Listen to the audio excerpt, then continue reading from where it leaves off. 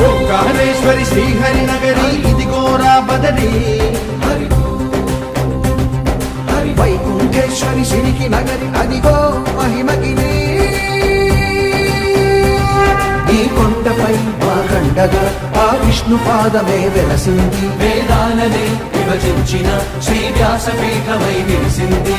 అలకనంద జల సంగీతం శ్రీహరి నామం కృష్ణకుండ జలధారలలో హరిభక్తుల స్నానం